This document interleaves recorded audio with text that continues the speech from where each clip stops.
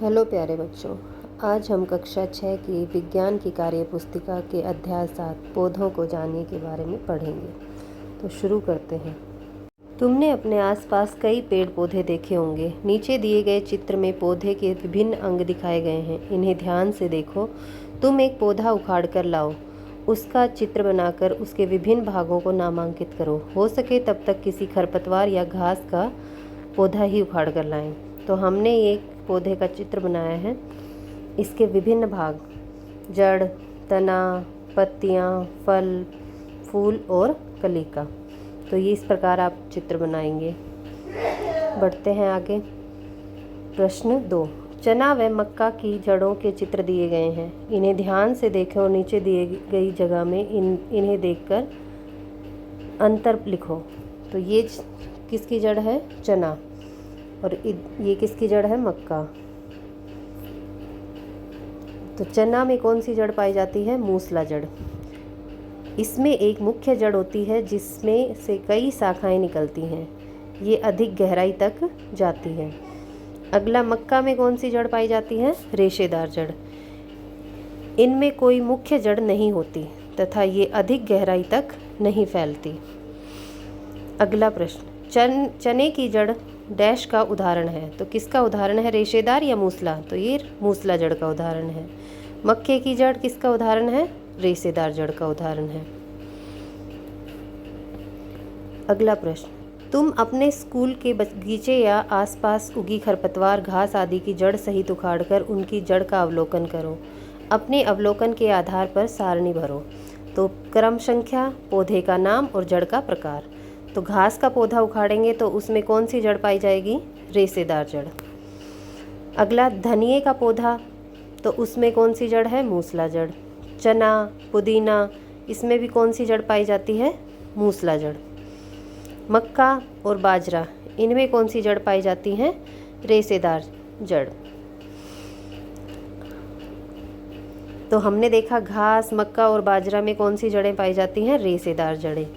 और धनिया, चना, पुदीना, इनमें कौन सी जड़ें पाई जाती हैं? मूसला जड़ें। तो जिनमें समांतर सिरा विन्यास होता है पत्तियों में, उनकी जड़ें कैसी पाई जाती हैं? रेशेदार। तो घास, मक्का और बाजरा में कैसा होता है?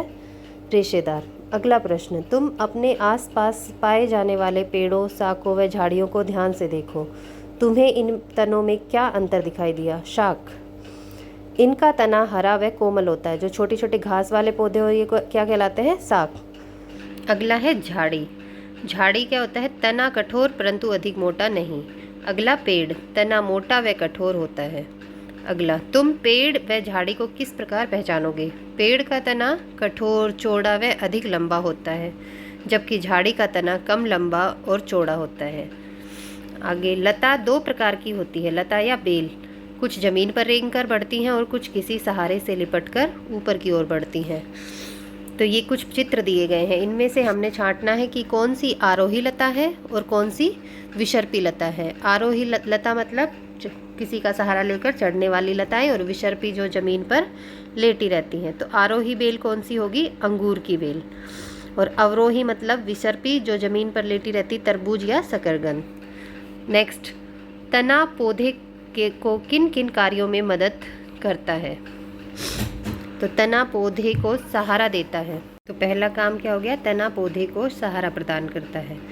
ये जल तथा खनिज लवण जड़ों से पत्तियों तक पहुंचाता है। जो जड़ें खनिज लवण इकट्ठा करती है उसे पत्तियों तक पहुंचाता है। पत्तियों द्वारा निर्मित भोजन को पौधे के सभी भागों तक पहुंचाता है।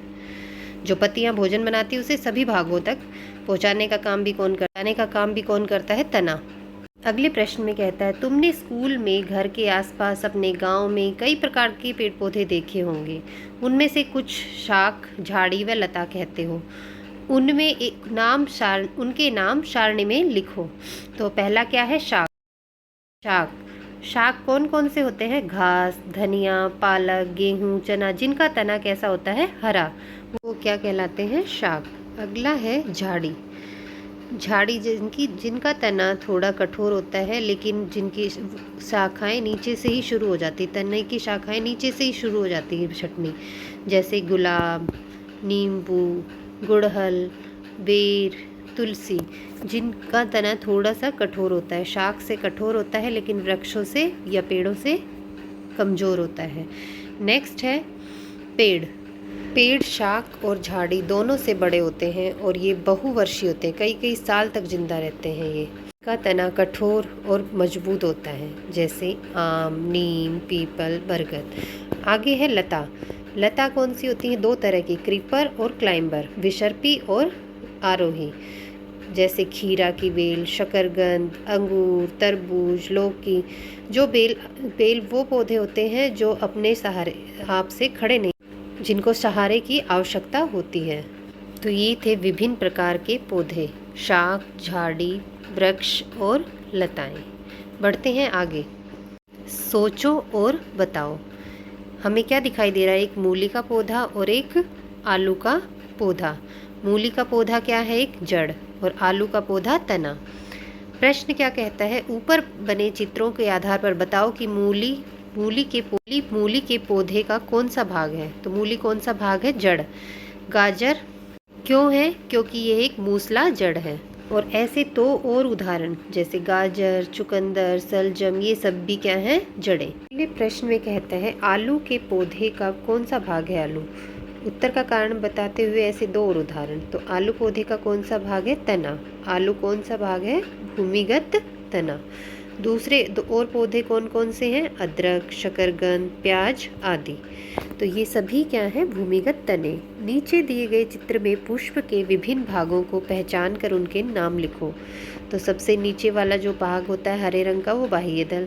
फिर जो कलरफुल होती हैं वो पंखुड़ियाँ। फिर पुंकेसर और स्त्रीकेसर, ये 4 भाग होते हैं पुष्प के। आगे नीचे दी गई खाली जगह में तुम एक तरफ मक्के की पत्ती या बाजरे की पत्ती का चित्र और दूसरी तरफ पीपल की पत्ती का चित्र बनाओ और नामांकित करो। तो हमने यहाँ पे 2 चित्र बनाए हैं।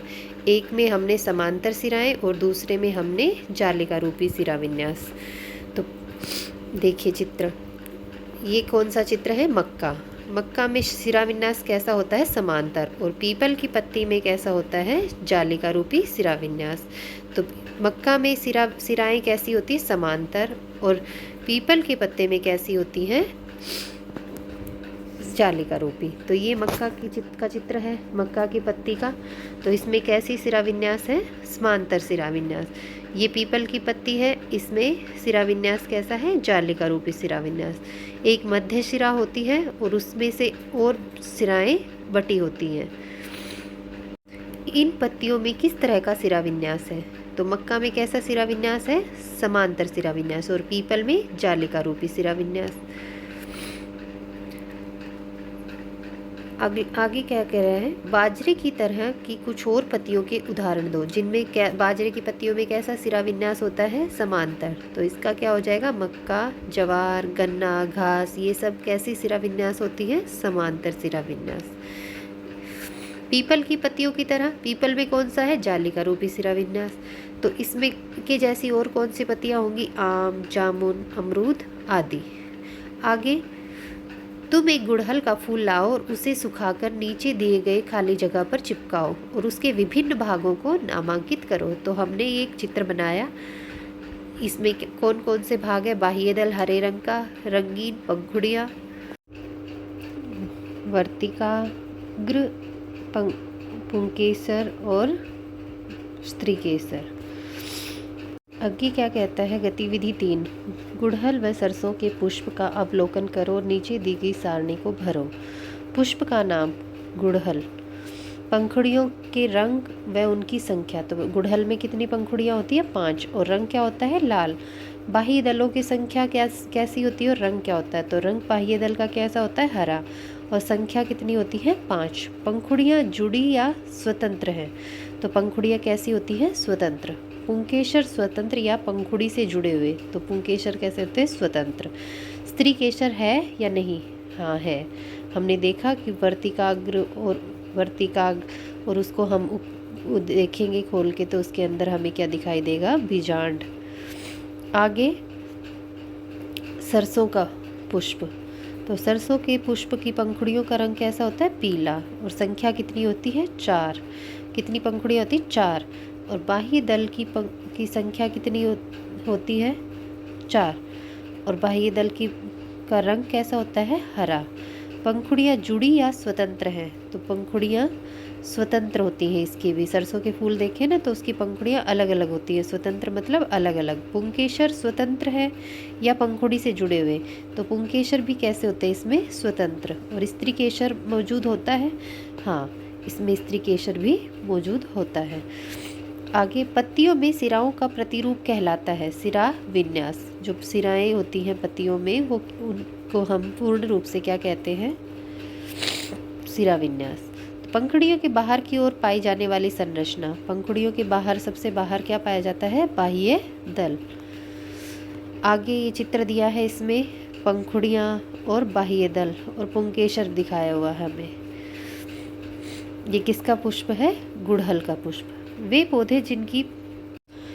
पौधे जिनकी पत्तियों में जालिका रूपी सिरा विन्यास होता है उनमें मूसला जड़ें पाई जाती हैं। समांतर सिरा विन्यास युक्त पत्तियों वाले पौधों की जड़ें रेशेदार जड़ें कहलाती हैं।